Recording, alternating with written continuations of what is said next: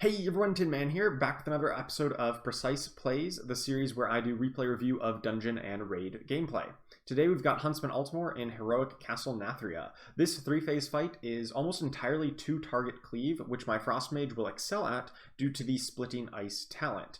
Now on the pole here, I pop Icy Veins and all of my other cooldowns, but we don't use Time Warp or my damage potion, as we plan to use those during phase 2, as we slightly struggled with that phase on earlier attempts of this boss.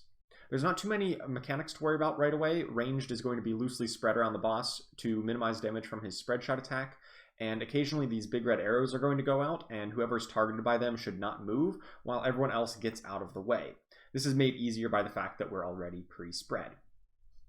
Let's pause this real quick because I want to highlight something about my Venthyr Covenant ability Mirrors of Torment, which I used suboptimally here. This spell applies a 25-second debuff with 3 stacks to the target, and every time the target auto-attacks or finishes casting a spell, one of the stacks will be consumed and grant me a Brain Freeze proc. There's a 6-second cooldown on each stack being consumed.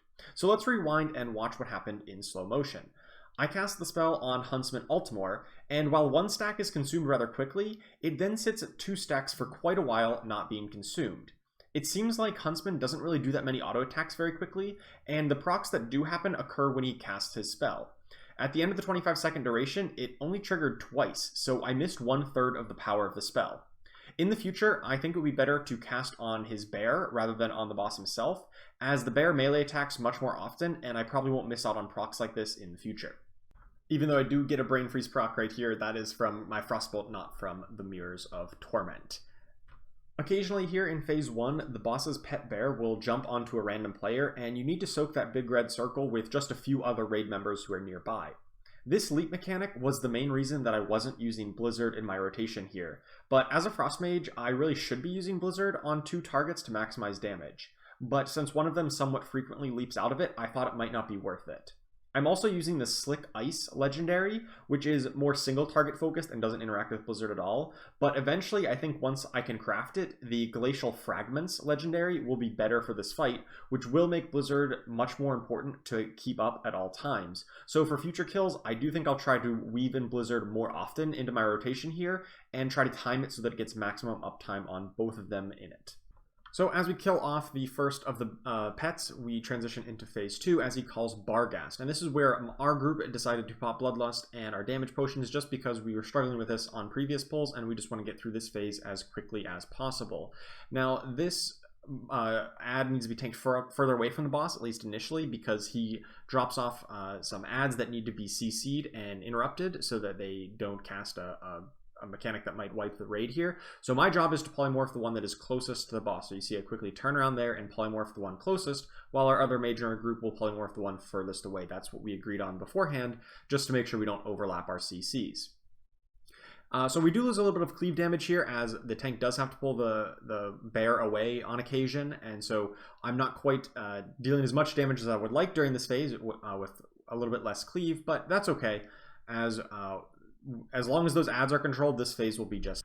Now, once these shades have been CC'd for a little bit, we have one of our Death Knights grip one of them in so that we can burst it down. It does take bonus damage during this phase, so I'm not trying to cleave very much. I'm just trying to focus as much damage into the Shade of Barghast to kill him before that Deathly Roar cast goes off. I do throw out a Blizzard there when there are 3 targets just to get the cooldown reduction, but unfortunately I don't have too much, I don't have any big CDs. I don't have like Mirrors of Torment up or Icy Veins for this phase, but that's okay. Some of our other DPS do, and since he takes increased damage during that phase, we can handle them no problem. As a second set of ad spawn, I quickly blink over and polymorph the one that's closest, but I look behind and nobody gets the one that's furthest away. So it does get one of those Deathly Roar casts off, and in Mythic, that would probably be a wipe right there. But in Heroic, it just puts our healers a little bit behind. You see everybody dropped pretty low.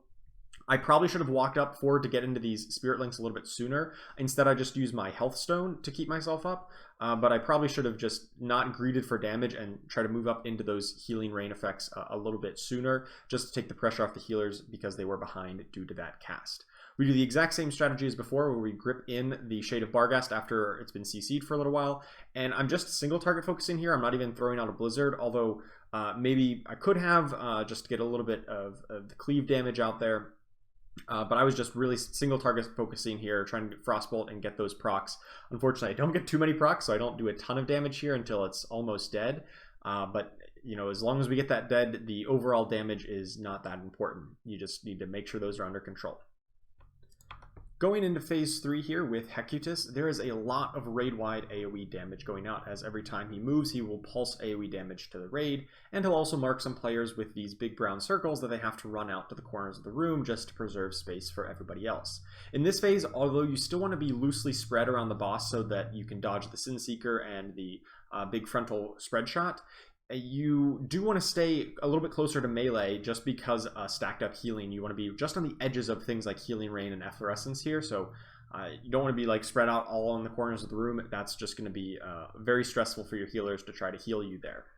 For the rest of the video, I want to talk about defensive usages and my poor example of it here. So right now, I use my healing potion, and that's a very bad time to use it. As you can see, just a few seconds later, the whole raid is at full HP. There's no AoE damage going out, and I basically just sniped the heal from my healers. If I had not used it there, my healers would have caught me up in time anyway. So you want to be using that defensive when you're taking damage, not after the damage is already done.